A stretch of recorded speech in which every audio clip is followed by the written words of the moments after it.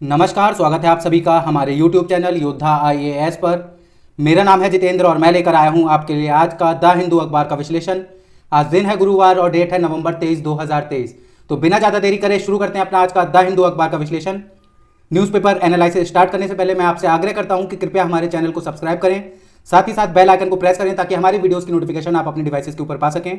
अब शुरू करते हैं पहली खबर के साथ। फ्रंट पेज से आपको पहली खबर जो देखने को मिल रही है, workers in Uttarkashi tunnel closer to freedom.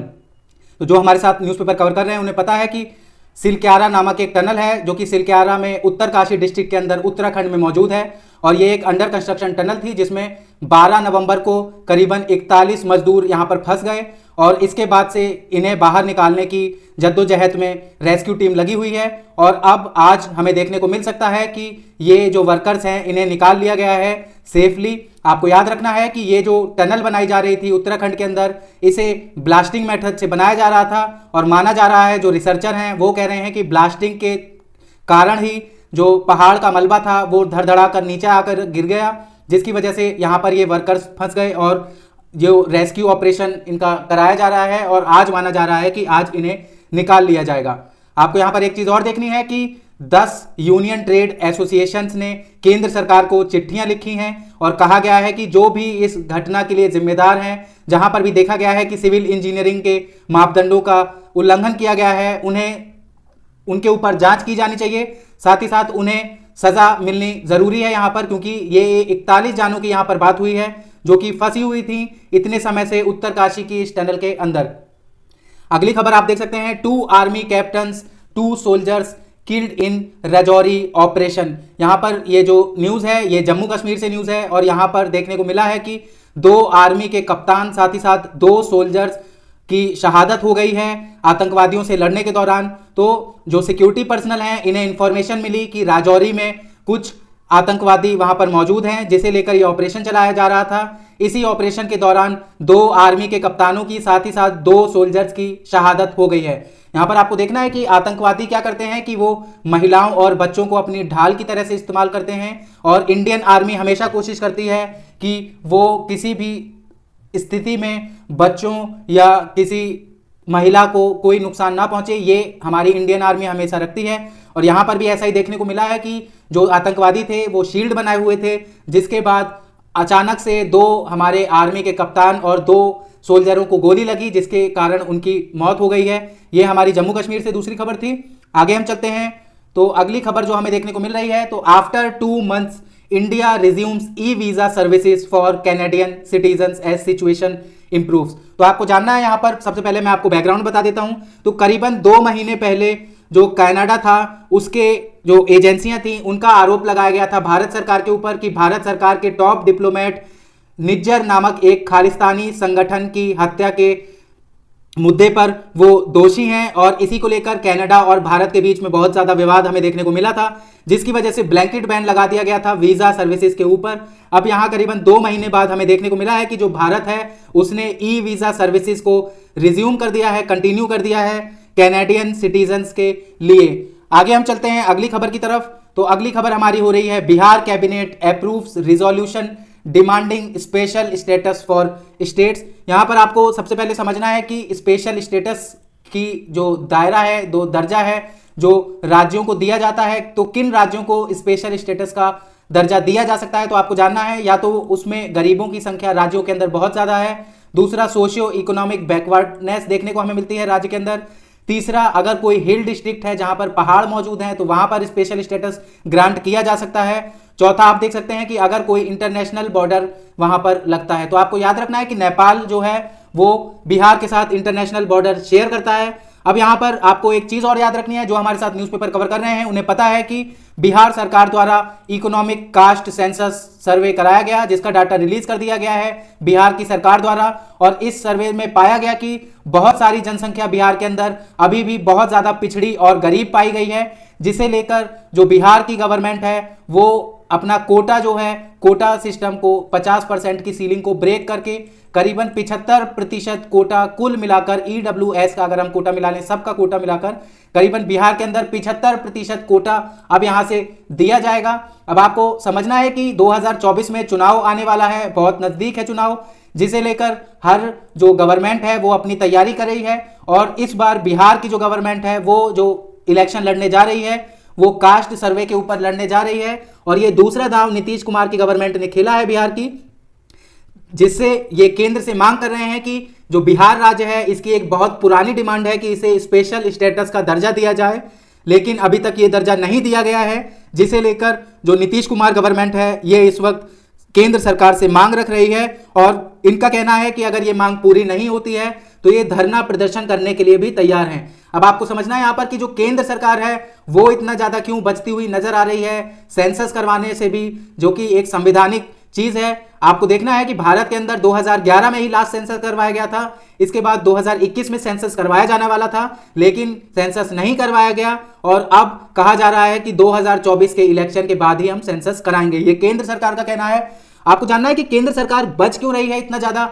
सर्वे कराने से, कास्ट का या फिर सेंसस करवाने से। तो अगर ऐसा कुछ होता है तो जो भी जातियां हैं उन्हें पता चल जाएगा कि उनका रिप्रेजेंटेशन कितना है गवर्नमेंट के अंदर, कितनी सरकारी पोस्टों के ऊपर उनका रिप्रेजेंटेशन है, साथ ही साथ उनकी जो कास्ट है उसका जो इकोनॉमिक डाटा है, कितनी आर्थिक स्थिति है, ये सब चीजें उस कास्ट को पर्टिकुलरली पहुंच जाएगी।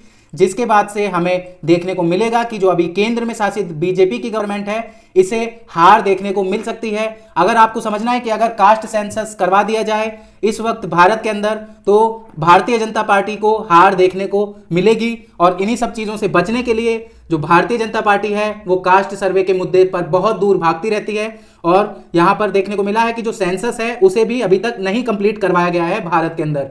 अब यहां पर बिहार की हम बात करें तो बिहार में करीबन 94 लाख परिवार गरीब हैं। एक परिवार में अगर हम 5 लोगों को माने तो आप इसका गुणा करा के आप जान सकते हैं कि करीबन 4 से 5 करोड़ के बीच में जो जनसंख्या है बिहार के अंदर वो गरीब पाई जाती है। और इसी को लेकर नीतीश गवर्नमेंट जो है प्रेजेंट डे बिहार के अंदर, उसका कहना है कि केंद्र सरकार को बिहार को स्पेशल स्टेटस का दर्जा दे देना चाहिए, जिसकी वजह से करीबन अतिरिक्त 2.50 लाख करोड़ रुपए का फंड बिहार सरकार को मिल सके और जो गरीब परिवार हैं, पिछड़े लोग हैं, उनकी वेलफेयर स्कीम्स के अंदर इस पैसे का इस्तेमाल किया जा सके।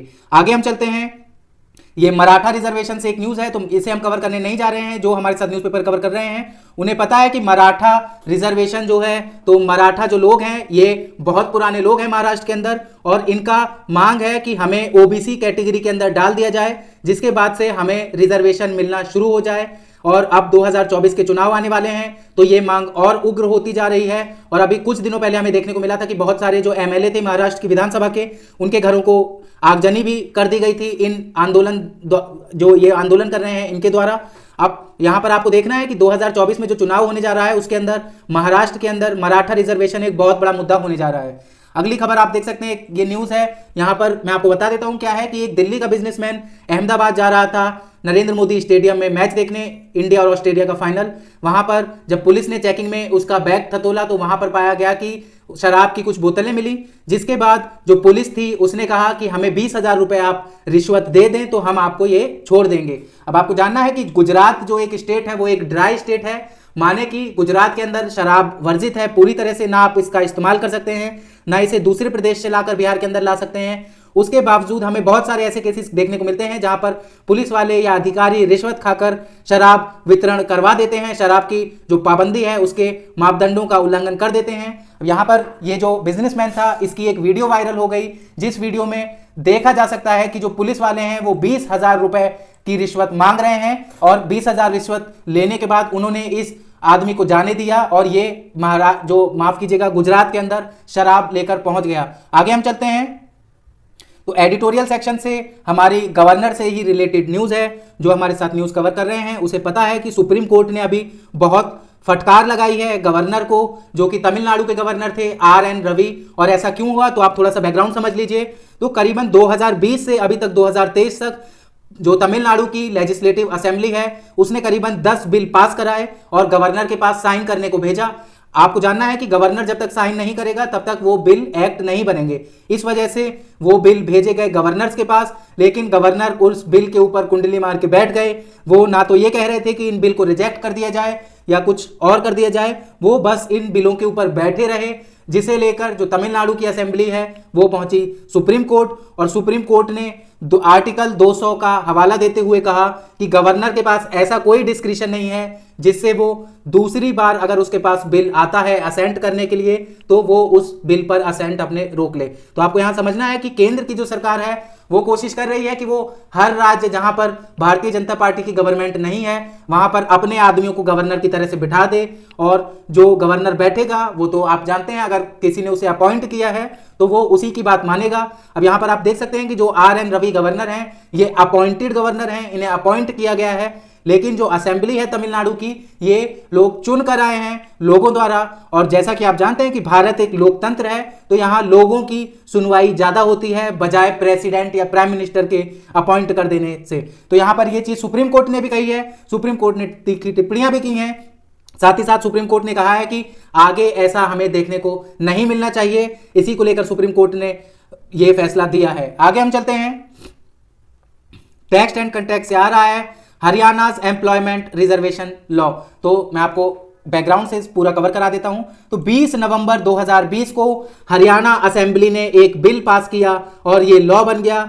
इस बिल के नाम जो दिया गया, तो इस बिल का नाम दिया गया Haryana state employment of local candidates bill. इस बिल में क्या प्रावधान रखे गए, तो इस बिल में प्रावधान रखा गया कि जो भी प्राइवेट नौकरियां होंगी हरियाणा के अंदर उनमें अगर कोई भी नौकरी जो भी 30,000 रुपए प्रति माह से कम की होगी उनकी 75% जो नौकरियां हैं वो हरियाणा के ही रेजिडेंट के लिए रिजर्व रखी जानी चाहिए। ये लॉ बना दिया गया हरियाणा सरकार द्वारा। अब इस लॉ को चैलेंज किया गया पंजाब और हरियाणा हाई कोर्ट के अंदर, जिसके बाद पंजाब और हरियाणा हाई कोर्ट ने इस डिसीजन को क्वेश्चन कर दिया।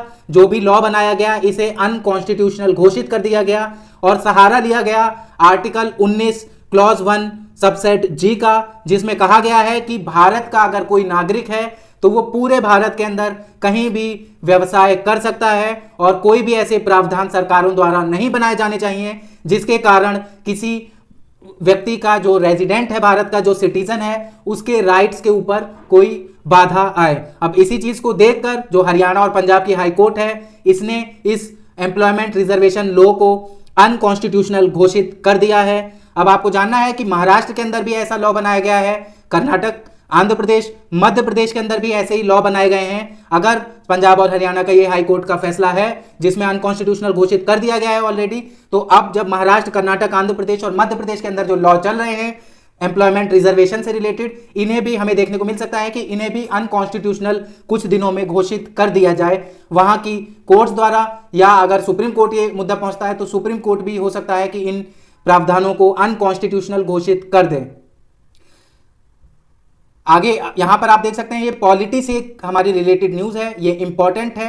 ये कुछ क्वेश्चंस हैं और ये क्वेश्चन 1 2 3 4 5 6 मैं चाहता हूं कि आप इन क्वेश्चंस को खुद से सॉल्व करें और कमेंट सेक्शन में आंसर देने की कोशिश करें और कल के अंक में हम इनके आंसर्स को कवर करने जा रहे हैं। आगे हम देखते हैं, आप इसका स्क्रीनशॉट ले सकते हैं, यहां पर आप इसका स्क्रीनशॉट निकाल लीजिए और मैं चाहता हूं कि आप इसे सॉल्व करें ताकि आपको ये बहुत अच्छे क्वेश्चंस हैं जो डायरेक्टली किसी भी एग्जाम में पूछे भी जा सकते हैं, तो आपको इन्हें कवर करना है बहुत अच्छे से। आगे वर्ड सेक्शन से न्यूज है हमारी आखिरी, तो इजराइल और हमास से रिलेटेड न्यूज है। जिसने कल हमारे साथ न्यूज़पेपर कवर किया था उसे पता है कि इजराइल के जो प्राइम मिनिस्टर हैं बेंजामिन नेतन्याहू और हमास के जो लीडर हैं इन्होंने मिलकर युद्ध विराम की बात की थी और कल फैसला हो गया है कि इजराइल और हमास करीबन 4 दिन के लिए युद्ध विराम लगाने जा रहे हैं गाजा के अंदर, और साथ ही साथ हमास ने करीबन 50 बंदियों को छोड़ा है और इजराइल ने करीबन 150 फलस्तीनियों को छोड़ा है यहां पर। इसके बाद आपको एक चीज देखनी है कि जो इजराइल है वो अभी भी इतनी यहां पर हिंसा देखने को मिल चुकी है, इसके बावजूद हमें देखने को मिल रहा है कि इजराइल अभी भी कह रहा है कि इन 4 दिनों के सीज फायर के बाद से हम दोबारा से वॉर जारी रखेंगे। अब आपको समझना है कि ये इतनी खराब स्थिति है और वॉर की बात ये नेता लोग खुलेआम कर देते हैं। क्यों ऐसा हमें देखने को मिलता है? क्योंकि जो पब्लिक है वो पब्लिक बहकी हुई होती है, उसे बहका दिया जाता है मीडिया के द्वारा या किसी अन्य चीज के द्वारा, जिससे वो वॉर के लिए मांग करती है खुद ही आकर। अब जहां पर इजराइल की हम बात करें तो इजराइल ने नुकसान पहुंचा दिया है गाजा के अंदर, इतनी महिलाओं की जान गई है, इतने निर्दोषों की जान गई है, उसके बावजूद भी बेशर्मी का ये बयान निकल कर आया है बेंजामिन नेतन्याहू का, इजराइल के जो प्राइम मिनिस्टर हैं, कि 4 दिन के युद्ध विराम के बाद हम दोबारा से इस वॉर को कंटिन्यू करने जा रहे हैं। आज के न्यूज़पेपर से बस इतना ही था। कैसा लगा आपको हमारा आज का द हिंदू अखबार का विश्लेषण, हमें कमेंट सेक्शन में बताइए। अगर वीडियो को लाइक नहीं किया है तो कृपया वीडियो को लाइक करिए, चैनल को सब्सक्राइब करिए, साथ ही साथ बेल आइकन को प्रेस करिए ताकि हमारे वीडियोस के नोटिफिकेशन आप अपनी डिवाइसेस के ऊपर पा सकें। आज के लिए बस इतना ही। अपना बहुत ख्याल रखिए। धन्यवाद।